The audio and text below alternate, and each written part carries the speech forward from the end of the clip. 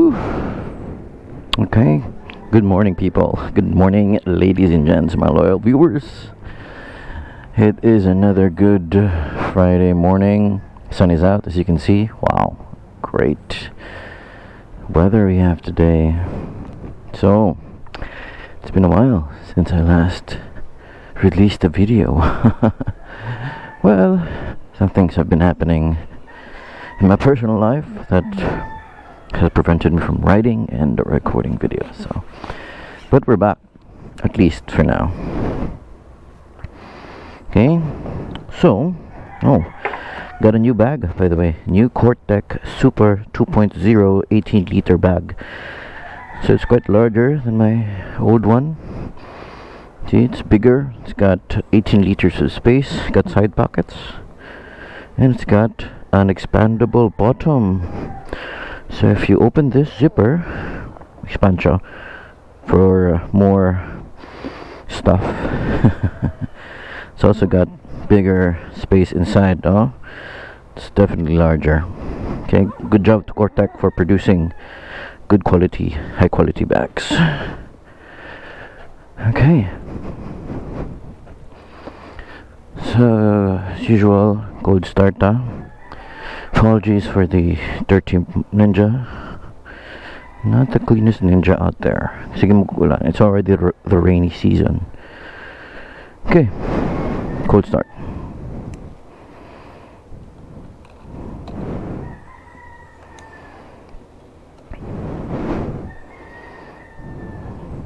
Okay.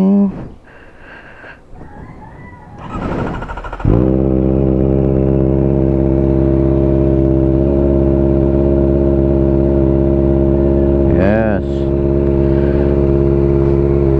So it is always good to let the motor warm up first, you know, let the oil circulate throughout the engine.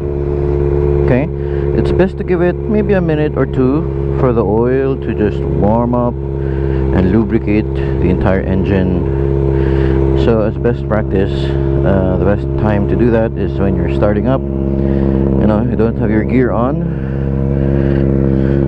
such as your helmet and gloves, and wearing them will give you a good 1 to 2 minutes of warm-up time. Okay, there we go.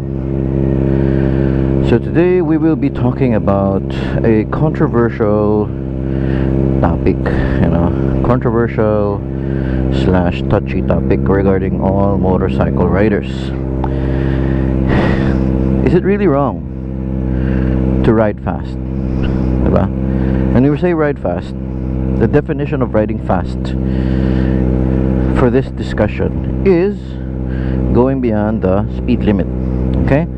So for most cities, it's usually 30 to 40 to 50, and highways it's 60. Okay? Speed limit. Siguro for expressways it's 80 to 90. We don't have extra space here. So by definition of the speed limit, ako ay violator. But so is almost everyone else who rides up to TCH. And I don't know of anyone who doesn't break that speed limit rule. Even the slowest ones break it. There are stretches in TCH where the speed limit is 30 to 40. Diba? Imagine 30 to 40 kph. Thank you, sir.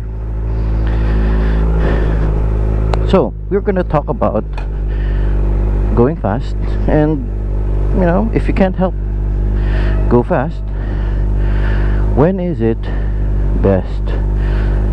When's the perfect time or perfect setting to go fast? Okay, so that and more on our video later. Okay, so stay tuned and watch for it when we come back. But for now, ride safe, ride responsibly. I'll see you later. Bye-bye. Are we back? Yes, we're back. Okay, so now it is time to begin the vlog. Okay, so again, to recap, in today's episode we will be talking about riding fast on public roads. Always a touchy topic for everyone, riders and non-riders alike. Okay, lots of comments, lots of opinions, blah blah blah. But if you don't mind me saying, there's plenty of hypocrisy as well. Okay, so what do I think about this topic about riding fast? You know, if you have seen any of my videos, you would know that I ride very fast on public roads, especially on TCH. Okay, but why is that? What goes in my mind when I'm doing that? You know, what's my view, what's my take on these kinds of actions? Well, for me, you know, let's just be honest, we love to ride fast. That's why we bought sports bikes, you know? Mine's even just a 400cc, ZX-4RR. And I love driving fast. How much more for those 600cc's, 1000cc's, and all that. So I think that it is my opinion, okay, that riding fast on public roads, although technically is illegal or against the law, it is something that we can do with a relative amount of safety. Okay, provided that you follow three things. Okay, for me there are three requirements before you should ride fast on public roads. Okay, and what are those three requirements? Okay, but before that, shout out to Ma'am Ridge. RT Moto, ano, Duke 390. Woohoo! Wow, sige, Duke 390. Grabe, ay, yun, ay, Duke 390. Woo! Go, Ma'am Ridge, go, Ma'am Ridge. No time to leave her in the dust, man. Okay, so, going back to the topic at hand. What are the requirements of riding fast?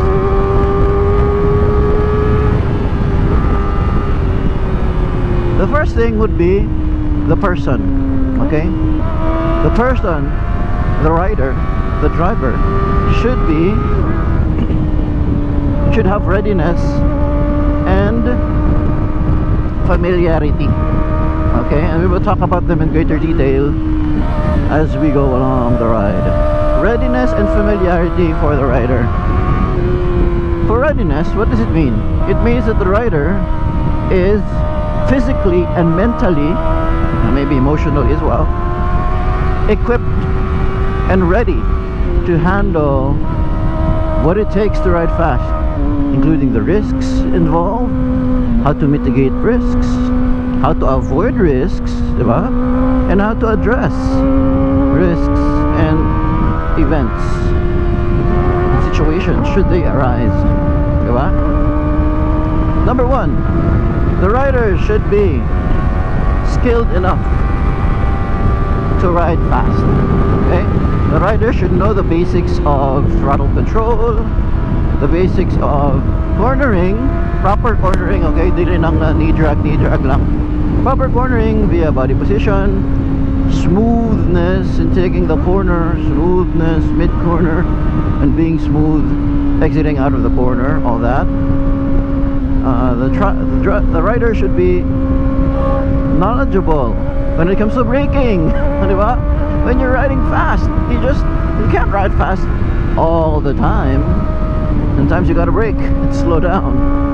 Diba? You should know how to apply the brakes in a safe manner.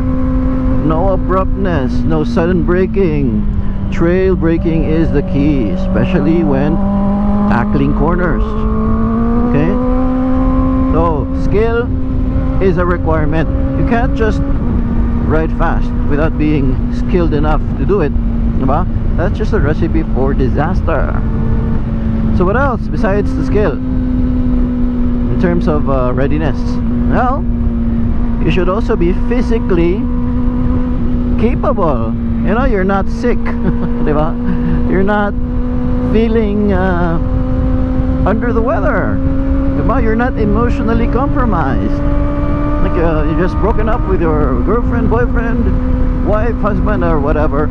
Diba? Because it will take away a lot from your focus. Diba? When you are emotionally compromised, you don't care. Okay, another one would be the state of your body. Are you sleepy? Did you get enough sleep? Did you eat right? Are you malnourished or etc.? Are you drunk? Diba?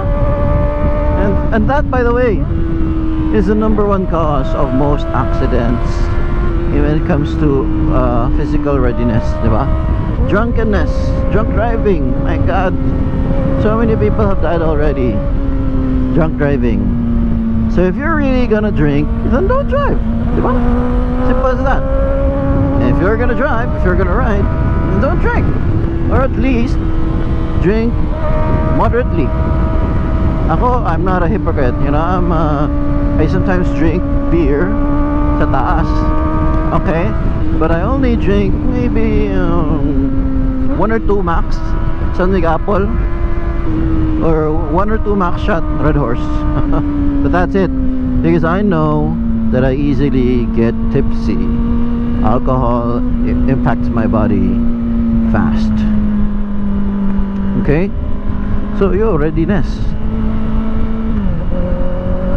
Okay, and the other aspect besides readiness, which includes skill, the state of your mind, state of your body, the other aspect that I thought was familiarity. Diba? Readiness and familiarity.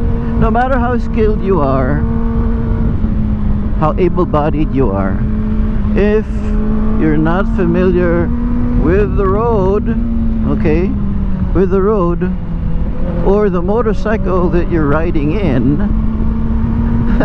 there's always going to be a higher risk of disaster or accident. Okay, let me expand. So you've just, this is the first time you're riding this road, let's say TCH, and because of your confidence, you think, I can go fast, 120, 150 kilometers per hour downhill.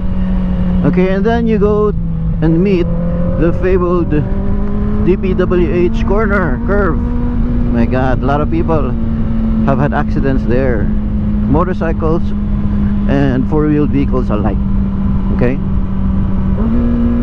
so if you are not familiar with the road, if you're not familiar where this road leads to and etc., better take it slow and familiarize yourself muna.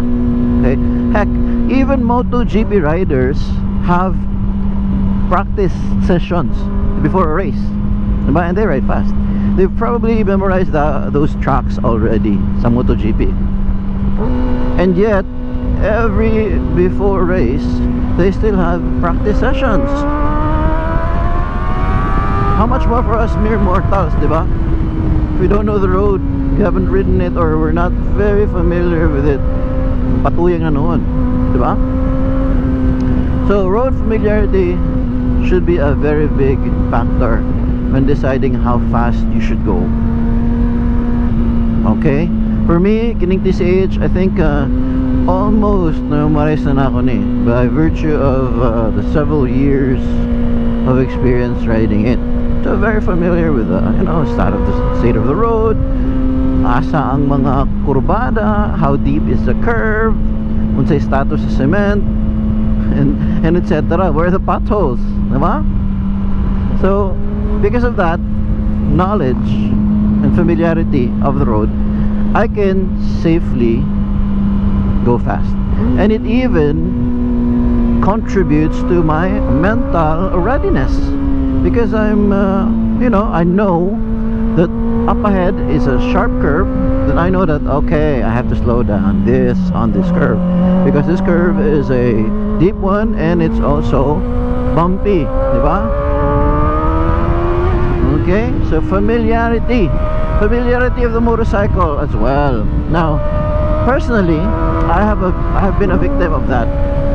I borrowed a friend's Duke 200 way back, and I crashed it because I was not familiar with the brakes and the tires. Diba? So, you know, that's just sad. I could have saved a lot of money and a lot of pain had I waited for myself to be acclimated with the bike. Diba? That's why it's really a bad idea to lend your bike to someone who does not appreciate the value of familiarity, who doesn't have that discipline. Okay? If I rode another person's bike, no matter what the CC is, I would be on my toes. I would tiptoe when riding it because I don't know the quirks of that bike. I don't know the state of the tire, I don't know the braking, I don't know how it handles, or etc. Even if the same bike, even if I were to borrow another one's ZX-4RR, you know, each bike is really different, not exactly the same. Maybe their tires are different, the tire wear, their braking distance, you know, the lever setting, and etc. But there's a lot of factors. Okay, so that's very important. Familiarity. Okay, so those are factors that are centered around the rider himself or herself. Okay, so we're done with the rider. Now we will talk about the second aspect, which is the motorcycle. Okay, the motorcycle should be a factor when deciding how fast you go. Is your motorcycle equipped to handle speeds? Is your motorcycle equipped to handle braking fast? Or diba? Handling corners safely? And that's why I keep on repeating myself in saying that scooters, you know, I have much respect for scooters. I have a lot of friends who ride scooters, but scooters are not really designed for extreme cornering. I mean, yeah, it can corner, but not those extreme angles that sport bikes do. Okay, so and why? Well, I've already talked about that previously. The suspension of the scooter is not that great, short, long travel distance, and the engine of the scooter is attached to the swing arm. So it is just a whole lot of unsprung weight, or weight that is not carried by the suspension. So any bump, any etc. will be felt by the motorcycle or the scooter. Okay,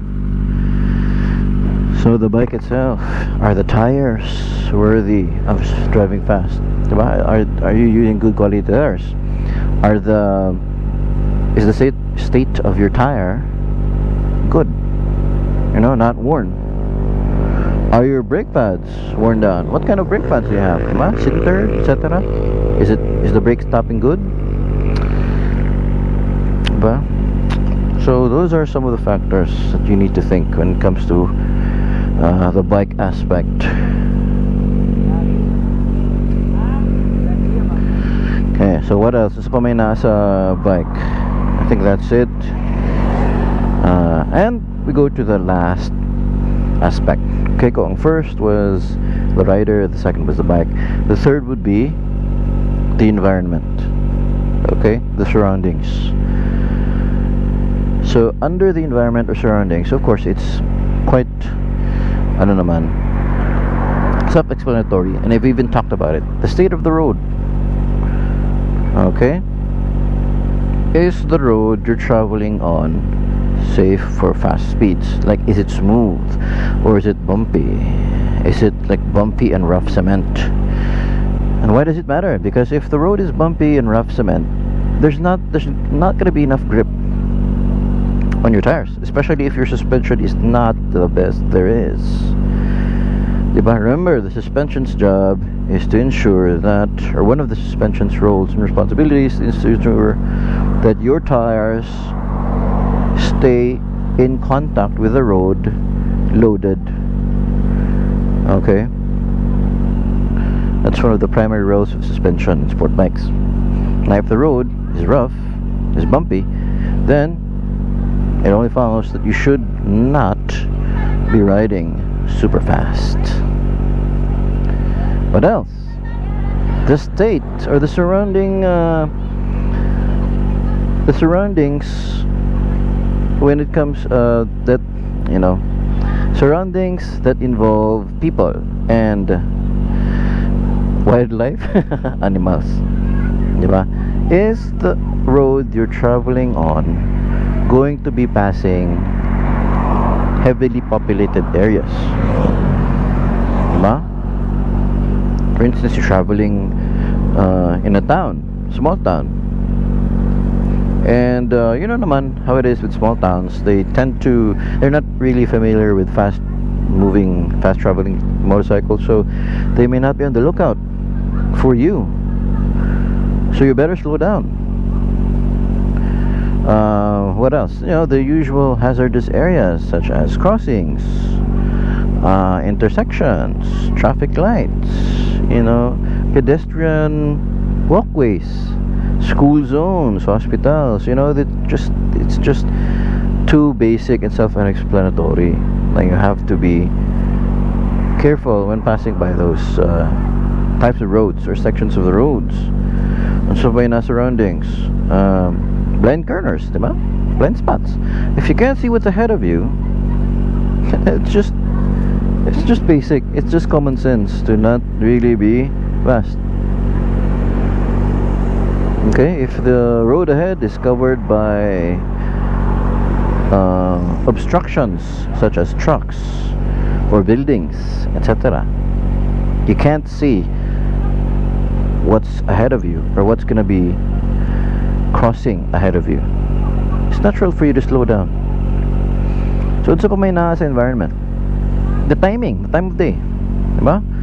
There are roads that are empty on certain times of day, and there are roads that are kind of busy on certain times of day. So gamit na siya sa mga school zones, kining TCH example, and other roads as well. Kining TCH right now, morning 7:54 a.m. It's quite empty, as you can see, but it's not always the case. Later on sa hapon, especially during weekends, it can be very crowded, and it's not going to be safe anymore to ride fast. Okay, so that's why time of day is also very important when deciding when to ride and when to go on a fast ride. Okay, so unsa pa man sa environment, yeah, I think, well, of course, the road condition, it's ano naman, I've already talked about it. If it's wet, it's raining, you know, you can't ride fast even if you wanted to, or you have to be extra careful. If it's muddy, if there's a spill, oil spill, or etc., and you have to go. Ay, bulbarte mo dito, no? Nagpaabot na mga dito. Sorry. Okay, I forgot na balwarte man din mga people. Okay, so we're going back, and it's just perfect because it's already the end of our discussion. Okay, so hopefully guys, you have learned a lot, or learned a few things, and realized a few things about riding fast. You know, it's really not, you know, all that dangerous to ride fast as they make it out to be. It's not all danger and accidents and etc. when you ride fast, as long as you do it wisely by thinking about the three aspects that I just talked about. Then you can be safe. Okay, I have been riding fast for the past, I would say, 3-4 4 years, and I have not been in an accident. Okay, ever since I have realized the value and wisdom of watching out for certain things, like the 3 topics that I've talked about, then you know you can really be safe. Okay,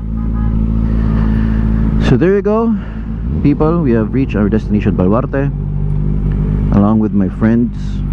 So I hope that everybody rides safe, and as usual, ride responsibly. Bye bye. Okay, shout out kay